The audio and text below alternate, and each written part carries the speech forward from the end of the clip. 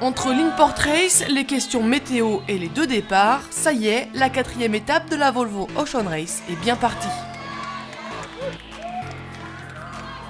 Nouvelle démonstration de force de Telefónica sur le plan d'eau de Sanya, en Chine.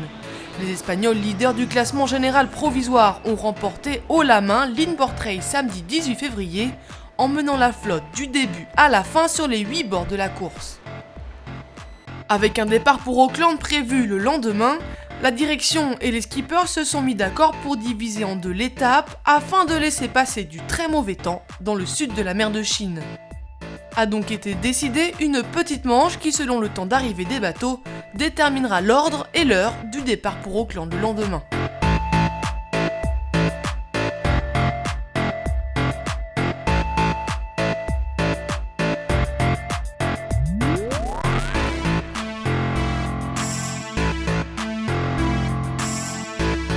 Sur cette manche, Puma, qui a fait un très bon début de course, se fait piéger dans une bulle sans vent et laisse la victoire à Telefónica.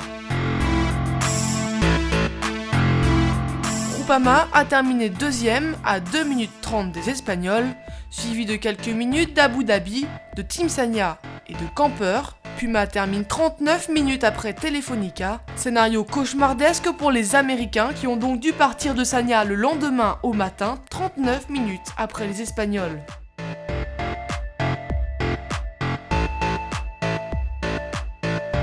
New day. You know, we just got to try to stay positive after a pretty humbling, ego-shattering experience yesterday, and yeah, we watched it. Hopefully, these guys drift around out here a little bit and wait for us. Maybe it's our turn this morning.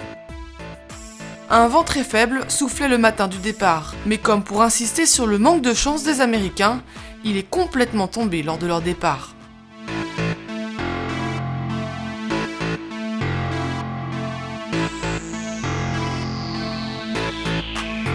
Deuxième journée de course, les bateaux naviguent très près et la flotte est menée par Camper.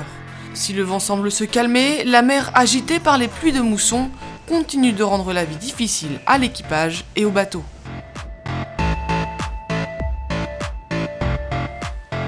Camper maintient son avantage sur les autres, mais l'écart se resserre et une mauvaise manœuvre pourrait vite profiter au reste de la flotte. Les prévisions météo à court terme prévoient une accalmie de vent à mesure que les bateaux approcheront du détroit de Luzon. Les 6 équipages pourraient donc avoir à affronter des conditions difficiles au cours des prochains jours.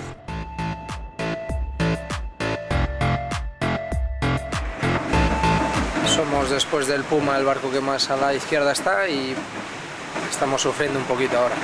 Les fiches météo indiquent une pression atmosphérique légèrement plus favorable en direction de Taïwan. Toute la question est de savoir par quel bout prendre le détroit de Luzon afin d'accéder à l'océan Pacifique. One model showing this breeze stays well right, which means we're going to have to stay on this breeze and probably end up short tacking up towards Taiwan at the end. If we get a lot of left, then maybe we'll tack and get over to the Philippines. On est là, donc en ce moment on tire des bords, on est au près serré, il y a de la mousson et avec cette mousson on est obligé de tirer des bords de près face au vent pour aller jusqu'au sud de Taïwan. A priori le point de passage dans le détroit de Luçon ici ça va être le sud de la pointe de l'île de Taïwan.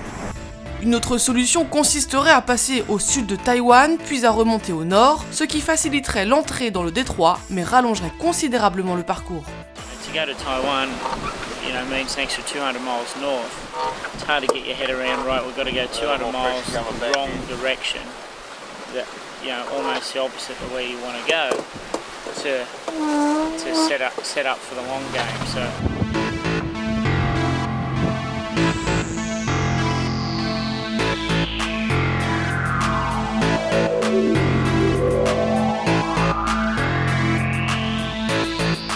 Restez avec nous sur volvooceanracelorient.com pour connaître le sort qui sera réservé aux 6 équipages en fonction de la décision qu'ils prendront.